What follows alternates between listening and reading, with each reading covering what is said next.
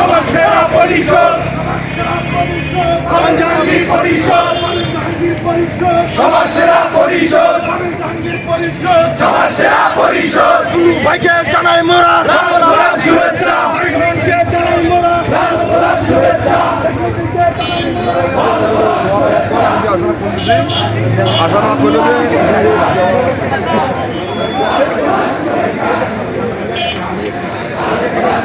ভালো জিনিস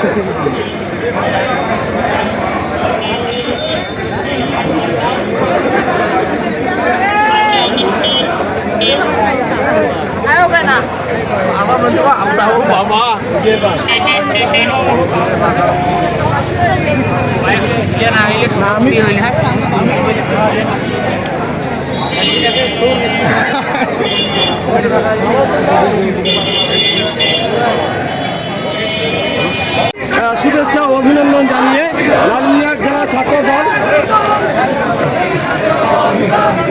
মিছিলে আজকে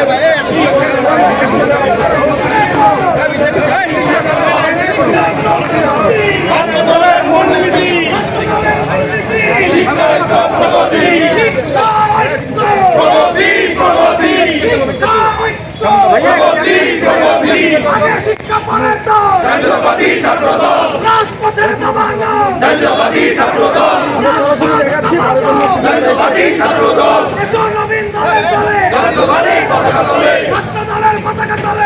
নবীন দলে দলে, ছাত্র দলের পতাকা তলে, নবীন দলে দলে। শুভেচ্ছা,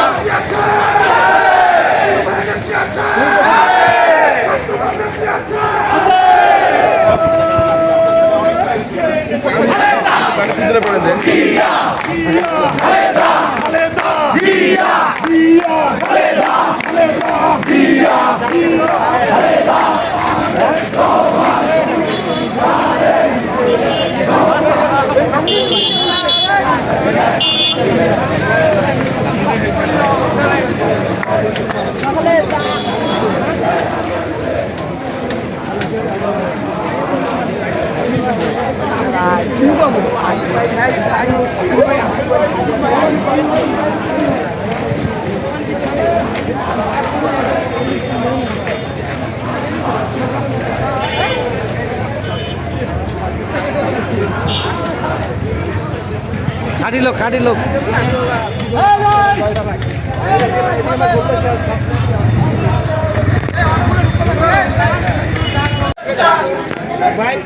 লাল গোলাপ শুভেচ্ছা, লাল গোলাপ শুভেচ্ছা, লাল গোলাপ শুভেচ্ছা।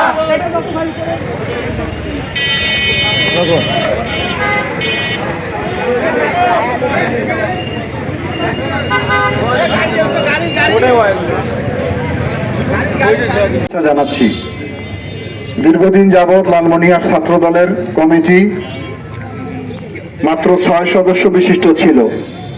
এটার মেয়াদ প্রায় 7 বছর হয়েছে শুনলাম। তো এটি তো একটি সংগঠনের জন্য খুবই খারাপ দৃষ্টান্ত ছিল লালমনিরহাট জেলায়, যার ফলে আমাদের ছাত্র দলের সংগঠনটা ধীরে ধীরে দুর্বল হয়ে গেছিল। কিন্তু ছাত্রদলই হলো আমাদের আশা ভরসার কেন্দ্রস্থল। আন্দোলন সংগ্রামে ছাত্ররাই সবচেয়ে বেশি জীবনের ঝুঁকি নিয়ে রাজপথে তারা সরব থাকে। সেখানে যদি নতুন নতুন নেতৃত্ব আমরা সৃষ্টি করতে না পারি, তাহলে দেখা যায় যে ছাত্রদের মধ্যে একটা হতাশা তৈরি হয়ে যায়। এই হতাশার কারণে অনেক ছাত্র নেতারাও আজকে অনেকে ঘরে বসে গেছে, তারা উৎসাহ বোধ করে না। যাই হোক, সে কারণে আমাদের অন্যান্য সংগঠনগুলো সচল আছে। সাম্প্রতিক সময় যুব দলের আহ্বায়ক কমিটি দেওয়া হয়েছে, আজকে ছাত্র দলের কমিটি আমরা পেয়েছি, আরো 2-1টি অঙ্গ সংগঠনের কমিটি হয়তো শীঘ্রই আমরা পেয়ে যাব। আমার বক্তব্য এতটুকু যে ছাত্ররা হলো আমাদের প্রাথমিক সদস্য দলের, অর্থাৎ এটা তোমরা কুড়ি আছে, এখন কুড়ি, ফুলের কুড়ি যেটা বলা হয়, সেই কুড়ি ধীরে ধীরে পুষ্পিত হবে, সুগন্ধ ছড়াবে। কিন্তু সেই কুড়ি যদি ধীরে ধীরে পুষ্পটিত হয়ে দুর্গন্ধ ছড়ায়, তাহলে আমাদের সকলের জন্য এটি খারাপ দৃষ্টান্ত হবে। তাহলে তোমাদের কাজ কি? লেখাপড়ার পাশাপাশি রাজনৈতিক সচেতন হওয়া, দেশমাতৃকার জন্য সংগ্রাম করা, অন্যায় জুলুম অত্যাচারের বিরুদ্ধে রাজপথে জেহাদ করা, লড়াই করা। তাহলে একটি আদর্শ ভিত্তিক ছাত্র সংগঠন তৈরি হবে। মানুষ যেন আমাদেরকে দেখে না ভাবে যে আমরা অহংকার হয়েছে, আমাদের ভিতরে হ্যাডাম হয়েছে, আমরা মানুষকে অপমান করি, মানুষ আমাদের পাশে আসতে ভয় পায়। তাহলে এই রাজনৈতিক সার্থকতা থাকবে না।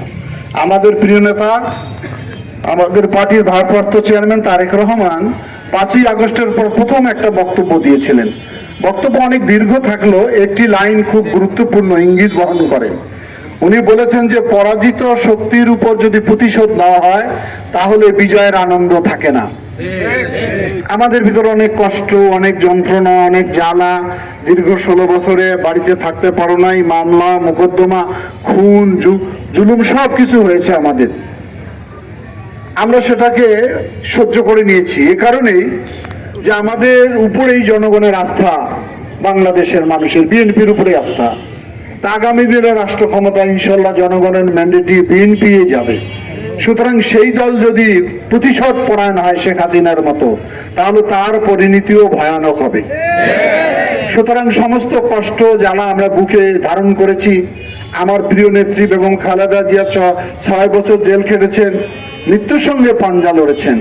উনি সাম্প্রতিক সময় 2-1টি অনুষ্ঠানে বক্তব্য রেখেছেন অসুস্থ অবস্থায়। কত সাবলীল, কত উন্নত কথা, কোনো আক্রমণাত্মক কথা ওনার মুখ থেকে আমরা শুনতে পাই না। সেটা খেয়াল রাখতে হবে। ওনার উপর নির্যাতন দেওয়ার পরে উনি কিন্তু প্রতিবাদ করেনি।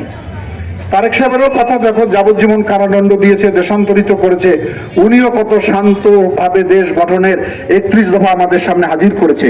সবাইকে আহ্বান করেছে যে এই যে জুলাই অভ্যুত্থানের মধ্য দিয়ে মানুষের ভিতরে যে আকাঙ্ক্ষা সৃষ্টি হয়েছে, একটি নতুন বাংলাদেশ, একটি গণতান্ত্রিক বাংলাদেশ, একটি মানবিক বাংলাদেশ, একটি সাম্যের বাংলাদেশ, সম্প্রীতির বাংলাদেশ, একটি দুর্নীতিমুক্ত বাংলাদেশ করব।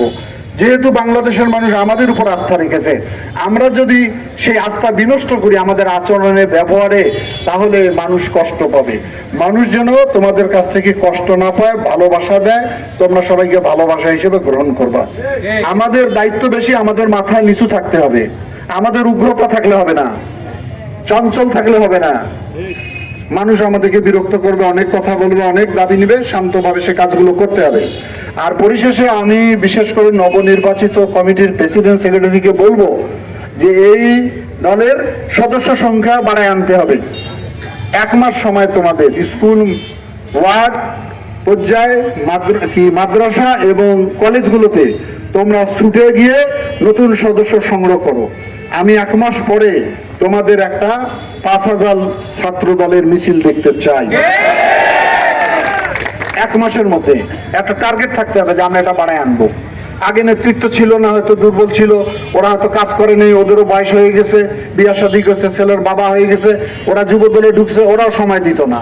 সুতরাং তোমাদের তো সেই সময় নাই, তোমরা অনেক ত্যাগী, অনেক তরুণ, সুতরাং সেদিকে তোমরা এগিয়ে যাবা। আর মনে রাখতে হবে, রাজনৈতিক সচেতন হতে হবে, কারণে যে জুলাই অভ্যুত্থানের মধ্য দিয়ে এখনো ষড়যন্ত্র কিন্তু আমাদের পিছ ছাড়ে নাই। আমাদের মাননীয় প্রধান উপদেষ্টা, ওনাকে আমরা সম্মান করি, শ্রদ্ধা করি, বিশ্বে ওনার অনেক খ্যাতি আছে, সুনাম আছে।